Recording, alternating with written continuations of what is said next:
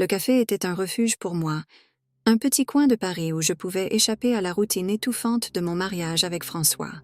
Ce jour-là, je me suis installée à une table près de la fenêtre, un cappuccino fumant à la main, observant les passants avec une indifférence feinte.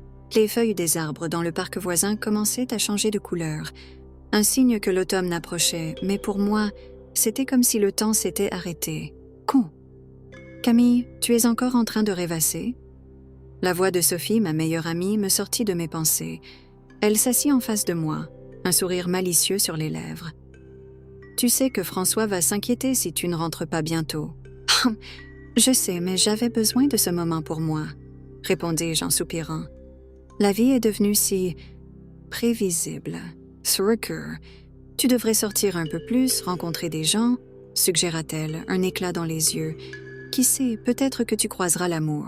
À peine avait-elle prononcé ces mots que je levai les yeux et que je tombais sur un visage qui me fit battre le cœur. Un homme séduisant, avec des yeux sombres et une expression mystérieuse, était assis seul à une table voisine. Il tenait un livre, mais son regard errait dans la salle. Nos yeux se croisèrent un instant et je ressentis une étincelle. Quelque chose que je n'avais pas éprouvé depuis des années. Sophie remarqua mon intérêt. « Eh bien, regarde ça, il semble que quelqu'un ait capté ton attention. » Tard. Je me forçai à détourner le regard, mais l'homme, qui s'appelait Étienne, ne semblait pas vouloir me laisser partir si facilement. Il se leva et s'approcha de notre table. Forecar. Pardon de vous interrompre, mais je n'ai pas pu m'empêcher de remarquer que vous avez l'air perdu dans vos pensées, dit-il avec un sourire charmeur. Je sentais mes joues s'empourprer. Je profite juste d'un moment de tranquillité.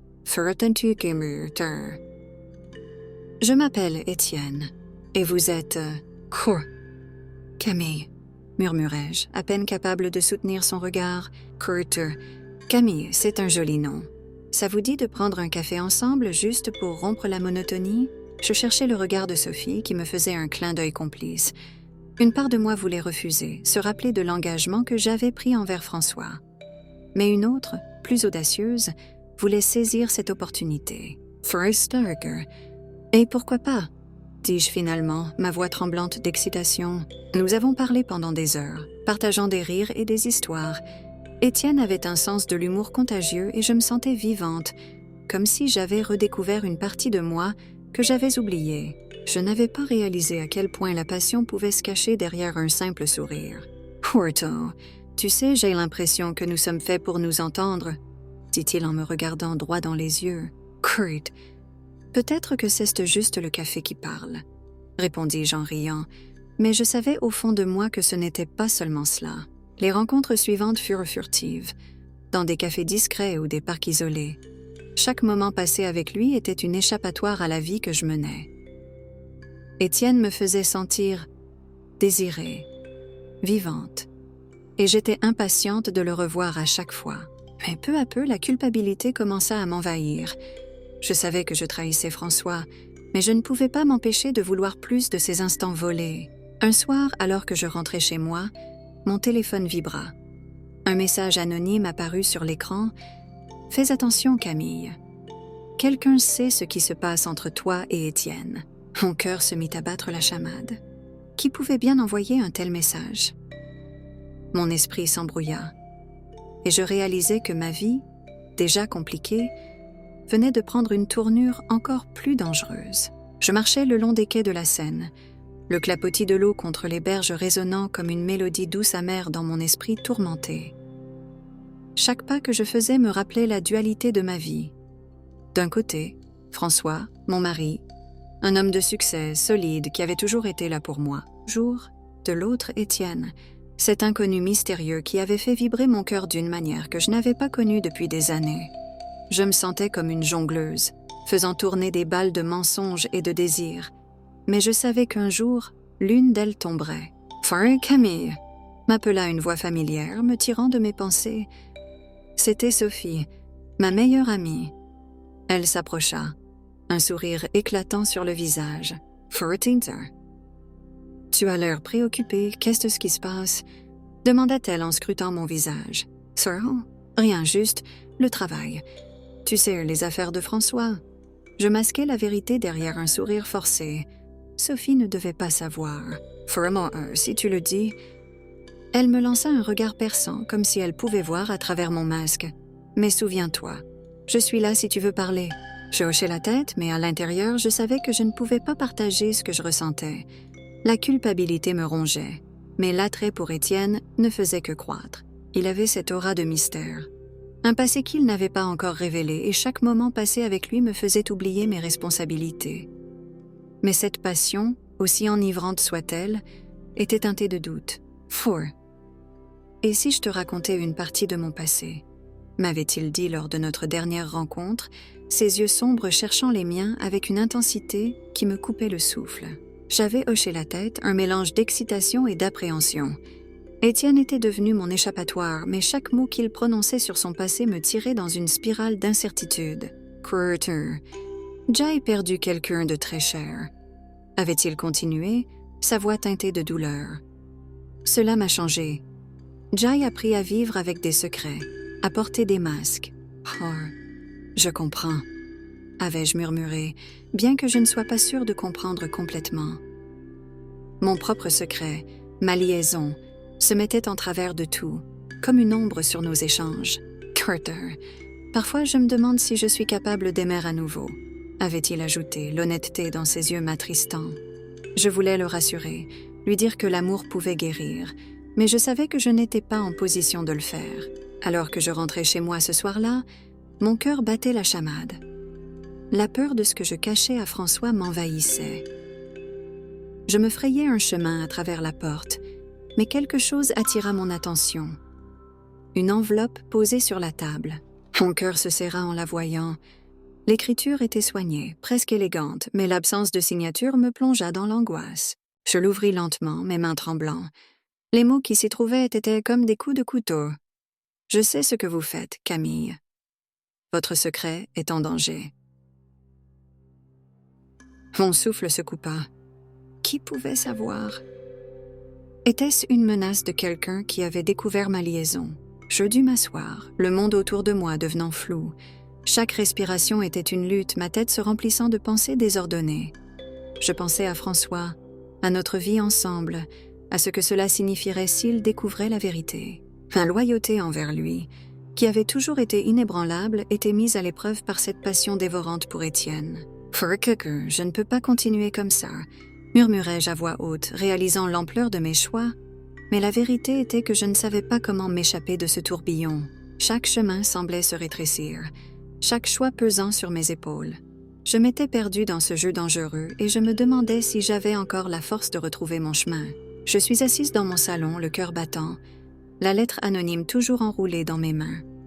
L'encre noircie, les mots menaçants me hantent.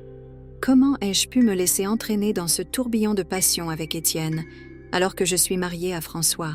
La culpabilité me ronge. Mais l'adrénaline de cette liaison me pousse à vouloir encore plus. Je sais que je dois en parler à Étienne. Le café où nous nous rencontrons est presque vide à cette heure de l'après-midi. Je me suis installée à une table dans un coin, mes pensées tourbillonnant. Quand il arrive, son regard s'illumine en me voyant. Il est toujours aussi séduisant, avec son sourire qui pourrait faire fondre n'importe quelle femme. Mais aujourd'hui, je ne veux pas de ce charme. Je veux la vérité. Camille, tu es magnifique, dit-il en s'asseyant en face de moi. Chut. Merci, mais ce n'est pas le moment pour les compliments, Étienne. Jai reçut une lettre qui menace de révéler notre liaison à François. Son sourire se fasse instantanément. Quoi? Je lui tends la lettre. Lis. Il parcourt le texte, ses traits se durcissant à chaque mot. Je suis désolée que tu aies à vivre ça. Mais je te jure, je n'ai rien à voir avec cela. Je le scrute, cherchant la moindre trace de mensonge. Mais qui d'autre pourrait savoir? Qui d'autre sait pour nous? Sir Thunder. Je ne sais pas, Camille. Peut-être quelqu'un qui te voit souvent, ou qui a entendu des rumeurs. Je me sens submergée. Les mots d'Étienne résonnent, mais une part de moi doute. Et si c'était quelqu'un de ton passé? Quelqu'un qui veut te nuire? Sorry, Cirker. Non, je te promets que ce n'est pas le cas. Je suis ici pour toi. Je ne veux pas que cela nous sépare. Je déglutis, luttant contre mes émotions.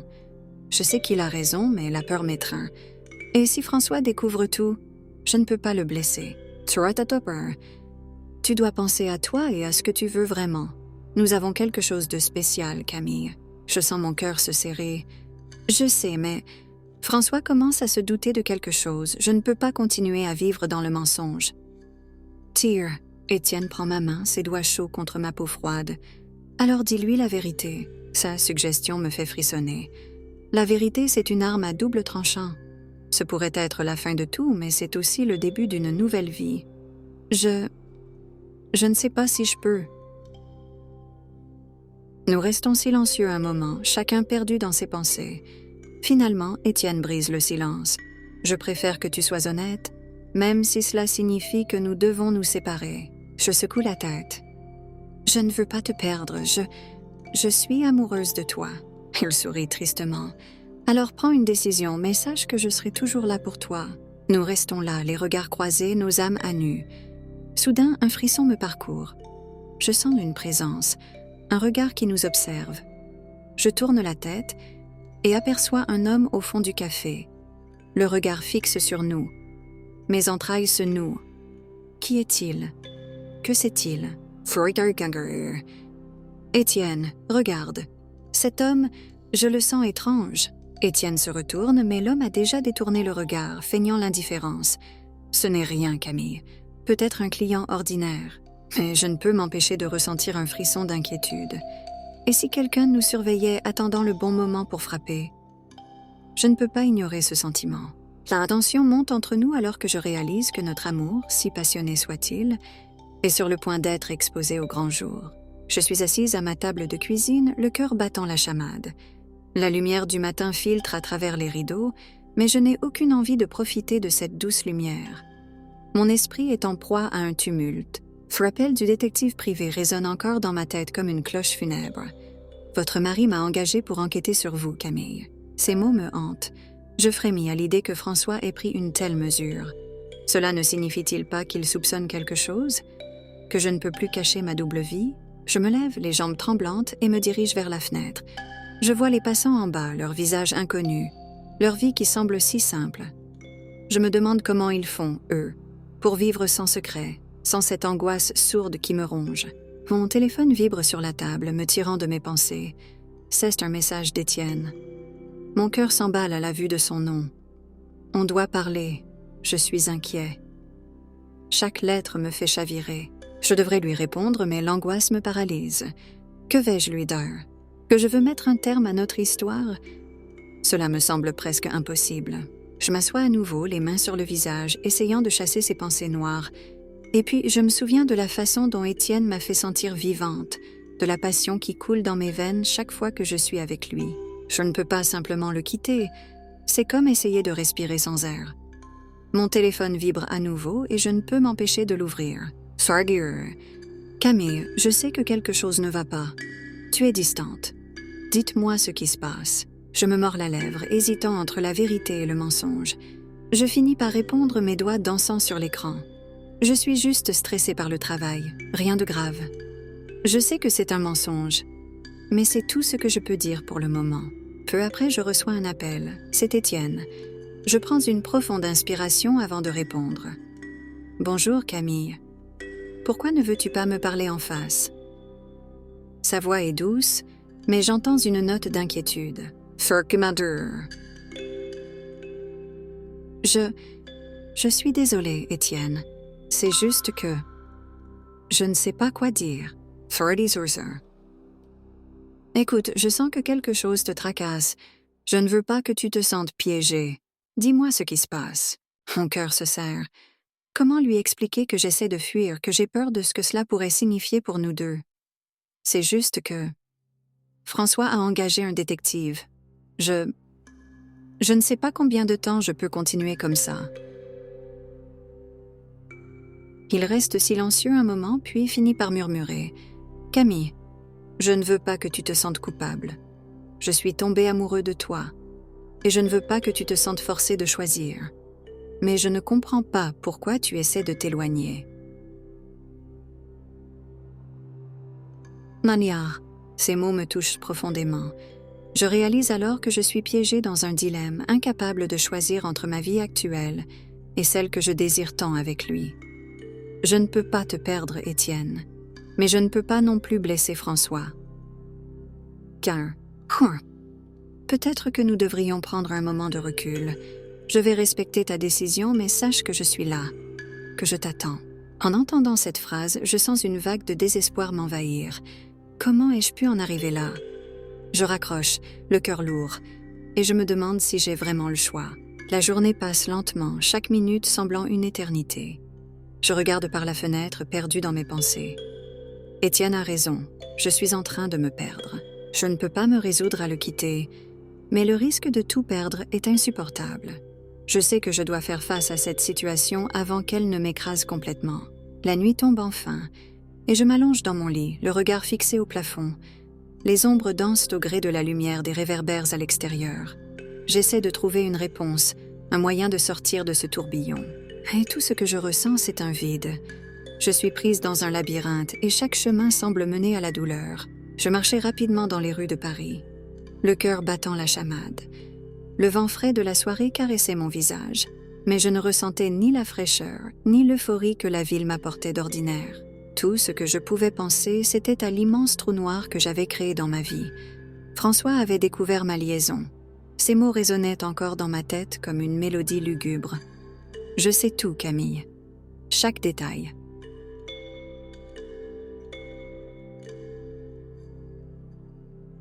Je me suis retrouvée dans un petit café, celui où Étienne et moi avions partagé tant de moments volés. La lumière tamisée des lampes m'enveloppait dans une atmosphère à la fois familière et terriblement étrangère. Je n'avais qu'une envie, voir Étienne, discuter avec lui, comprendre comment nous allions nous en sortir. Mais je savais que notre avenir était assombri par le secret que je portais. Je sortis mon téléphone, hésitant à lui envoyer un message. « Fourine Chantoa, où es-tu? J'ai besoin de te voir. » Mes doigts tremblaient sur l'écran, mais je l'envoyais, espérant qu'il répondrait rapidement. Peu après, je l'aperçus entrer dans le café. Son regard cherchait le mien et quand nos yeux se croisèrent, je ressentis une vague de soulagement mélangée à une peur sourde. Étienne s'approcha, son visage marqué par l'inquiétude. « Camille, qu'est-ce qui se passe ?» demanda-t-il, sa voix à la fois douce et ferme. « Oh, ça, François, il a découvert. Il sait pour nous. » murmurai-je, mes mots s'échappant comme un souffle coupé. La peur dans ses yeux me glaçait. « Qu'est-ce que tu veux faire ?» Il s'assit en face de moi, ses mains serrées sur la table. « Je ne sais pas. Je pense que je devrais tout lui dire, mettre fin à cette folie. Cela ne peut pas continuer comme ça. » dis-je, la gorge serrée. Étienne secoua la tête, son expression se durcissant. « Non, Camille, ce n'est pas juste pour nous. Tu es en train de tout sacrifier. Nous avons quelque chose de spécial. » J'hésitais, mon cœur tiraillé entre l'amour que je ressentais pour lui et la culpabilité qui m'étouffait. « Mais François, il ne mérite pas ça. Je ne peux pas lui faire ça. Pas après toutes ces années. » Pardon ? Et toi, Camille, tu mérites d'être heureuse aussi, non ? Sa voix était douce, mais il y avait une insistance qui me touchait. Sur kicker. Oui, mais... Je me tus, réalisant que je ne savais plus ce qui était juste. La tension dans l'air était palpable, et je pouvais voir son agitation croître. Que devons-nous faire ? Quoi ? Je ne sais pas, mais je ne peux pas te perdre. Si tu choisis de mettre fin à cela, tu perds aussi une partie de toi-même. Ces mots résonnaient dans ma tête comme un ultimatum. À cet instant, mon téléphone vibra sur la table. Je le pris et mon cœur s'arrêta un instant en voyant le nom de François s'afficher. Je répondis, le tremblement dans ma voix trahissant mon anxiété. « Camille, nous devons parler. Maintenant. » Sa voix était froide, exempte d'émotion, mais je pouvais sentir la colère et la douleur sous-jacente. « François, je... » commençai-je, mais il coupa la communication et sentit une vague de panique m'envahir. Étienne me regardait, la peur et la détermination mêlées dans son regard. « Va le voir. Règle cela, » me dit-il, sa voix empreinte de compassion. Je me levai lentement, sentant le poids du monde sur mes épaules. Étienne se leva également, se plaçant près de moi. « Quoi que tu décides, sache que je suis là pour toi, » murmura-t-il, et je pouvais voir dans ses yeux l'amour et l'inquiétude qui s'y mêlaient. Je te promets de revenir, dis-je, bien que je ne sois pas sûre de moi.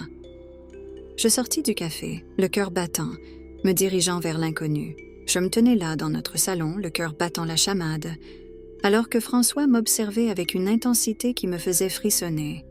Son regard était à la fois accusateur et désespéré. « Alors, c'est vrai, Camille, tu as osé me tromper avec cet homme. » Sa voix était un mélange de colère et de douleur, et je savais que le moment de vérité était enfin arrivé. « Turner, je n'ai pas voulu que cela arrive, » balbutiai-je, sentant les larmes me monter aux yeux. « C'est compliqué, François.